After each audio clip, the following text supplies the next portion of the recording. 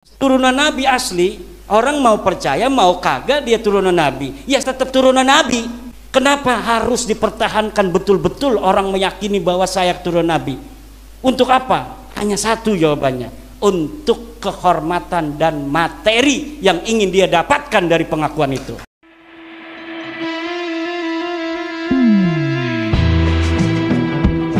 Assalamualaikum warahmatullahi wabarakatuh. Sobat kabar, setelah melihat video tadi ya, apa yang disampaikan oleh Iman itu sebetulnya kelainan sepihak dan menunjukkan bahwa dengan kata tersebut dirinya yang pertama sedang tidak baik-baik saja. Kalau yang saya lihat sedang tidak baik-baik saja, katakanlah sedang sakit. Jadi perlu kita doakan semoga saya dan semua umat Islam di dalam lindungan Allah Subhanahu wa Ta'ala, sehat lahir dan batin, sehat hati, sehat otak, sehat fisik, termasuk sehat jasad. Tentang Mbak Alawi mempertahankan nasab, benar. Kalaupun tidak dipertahankan, jika memang asli tetesan darah Nabi, tetap tetesan darah Nabi.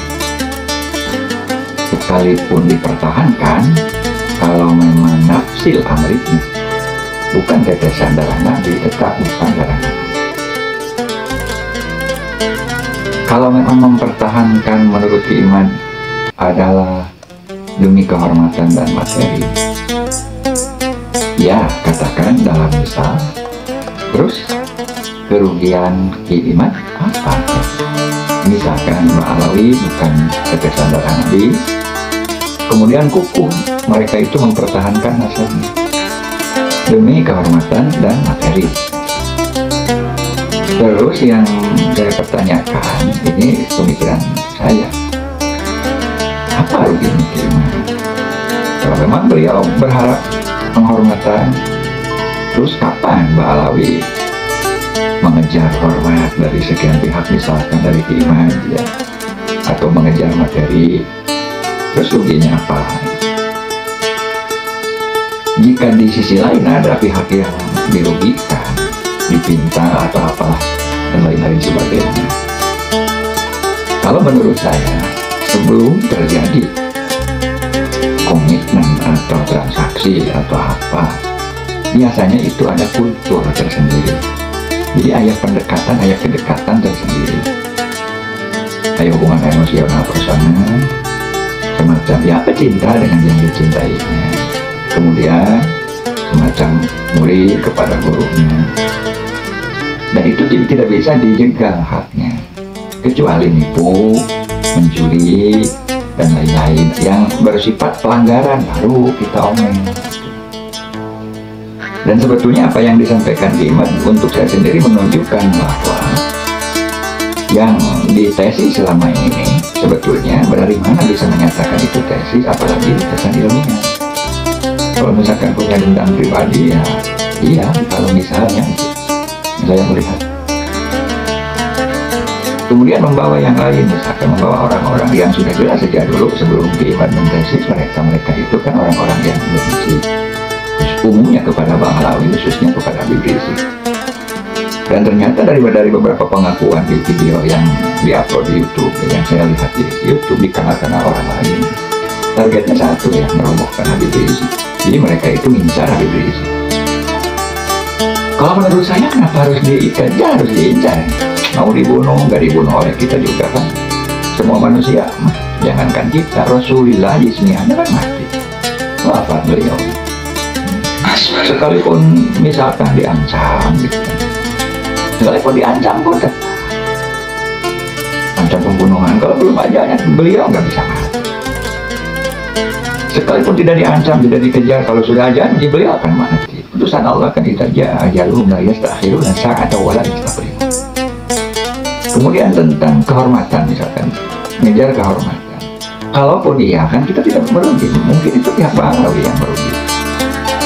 Pengakuan sebagai tetesan darah Nabi hanya mengejar kehormatan, apa untungnya? perkara dunia ini kan mazrah, tempat menanam untuk kemudian. Sebagai umat Islam punya konsep dalam Al-Quran, lah maka sabar soalnya maka sabar. Kalau misalkan iya, yang rugi siapa? Yang rugi siapa? Mungkin Ba'alawi kalau memang betul dengan mempertahankan nasabnya itu demi hurma, jadi gila hurma demi materi, berarti rugi. Bukan kita yang rugi, beliau mereka yang rugi, itu pasti. Kalau iya, ya. Terus merugikan apa? Kalau menurut saya, mau dikritik yang sudah jelas rampok negara, ya, rampok negara, koruptor, terus tukang judi, ya termasuk banger judinya, itu kalau mau gitu. Kalau kita kritis itu mengkritisi Ba'alawi misalkan gitu, apa kepentingannya dan apa dampak selain sekarang nyaris umat Islam itu tempur, nyaris, bukan nyaris lagi kan, sudah ada persekusi itu dari pihaknya. Orang yang kalau sudah cinta, sudah tidak melihat sesuatu, ya, bisa mengorbankan dirinya demi yang dicintainya, itu kurang lebih ya harus dihati-hatikan oleh kita itu. Jadi untuk saya ini obrolan saya secara pribadi untuk gimana gitu. Kalau bisanya stoplah, sebetulnya nggak ngaruh. Jadi jutaan umat yang Anda bawa untuk membatalkan nasab Ba'alawi hanya bisa koar-koar dan bisa menang. Dan bahkan tidak dibatalkan pun, kalau memang bukan kebesaran nabi tetap bukan. Dan kemudian hari akhirat paling jauhnya itu akan kebuka. Ya tetap. Wallahu mukhrijun bima kuntum taktumun. Agar apa? Yang pertama agar terjadi kondusivitas di kalangan umat Islam.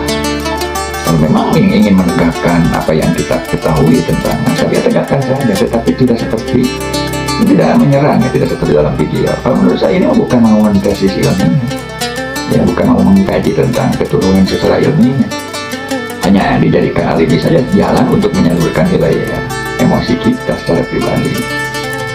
Jadi ayah cukang komunitas, ayah jalan itu memang itu istilah Sunda. Kalau misalkan ada ada ketidakenakan, ya, ketersinggungan personal, salurkan secara personal. Kalau memang tidak bisa bersabar, ya, jadi kembalilah ke kesadaran untuk tercapai kedamaian di kalangan umat Islam. Terus kan misalkan sekarang ada PWI, Laskar Wali Songo, semuanya itu dari Nahdlatul Ulama, organ-organ NU. Kan NU sudah ada Bansar, sudah ada Ansor, sudah ada Nusa, Pada Nusa. Sekarang buatkan lagi apa itu Laskar Sabilillah. Kalau Laskar Sabilillah misalnya, pertanyaannya yang mau dipertahankan ya umat Islam, yang mau dibela ya umat Islam. Tetapi kalau yang saya lihat itu ya, itu terkesan, ya bukan menuduh, terkesan bahwa lawannya itu adalah sama-sama umat Islam yang menurut dirinya atau menurut kelompok tersebut berbeda. Coba yang kemarin terjadi di Karawang, ya, Karawang ada insiden yang diserang umat Islam, bahkan ada kiai. Terus yang menyerang siapa?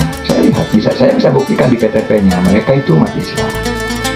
Jadi perang saudara akan terjadi. Dan kemudian saya telusuri apa sebetulnya yang mereka kejar. Yang mereka kejar ternyata bukan orang yang terjadi atau yang ada pada saat itu. Dan kenapa mereka mengejar Anda? Iman. Itu karena ada sesuatu yang menurut mereka janggal. Nah, akhirnya jadi jangankan pihak Ba'alawi, Anda sendiri misalkan. Karena apa? Karena ada kata atau mungkin ada sikap yang keluar daripada skema arti daripada tesis itu sendiri. Coba kalau tesis, betul-betul tesis, jangan sikut sana sikut sini, murnikan tesis, angkat jempol, terus umat insya Allah akan kondusif. Terus orang-orang yang di sekitar kita diarahkan agar supaya tidak memperkeruh suasana, membakar, ya, menyulut. Karena ini kan dijadikan momen buat orang-orang yang berkepentingan satu sama lain. Saya sendiri pro kontra untuk saya, misalkan gitu. Ada yang kontra, ada yang pro pada saya sendiri. Dan untuk saya sendiri tidak melihat siapa keiman, siapa Ba'alawi, yang saya lihat umat Islam ya sedang sakit, mungkin itu sakit hati, sakit pemikiran, sakit apa. Karena bukan menilai di sini, melihat dan berhak menyuarakan apa yang hasil yang saya lihat dan dipikirkan, dianalisis. Ternyata kok sampai bicara seperti ini, banyak yang disampaikan gitu. Jadi membatalkan itu untuk apa? Itu tujuannya. Kalau hanya memang untuk memurnikan turunan Nabi, gitu. nggak harus menyerang personalnya atau menyerang marga dari sisi seperti ini gitu, demi kehormatan dan lain-lain. Kalaupun iya, apa ruginya kita? Yang rugi mereka yang kita benar. Gitu. Jadi dari harapan saya untuk iman ya, seribu argumen pun tidak bisa, itu akan menentukan keinginan kita.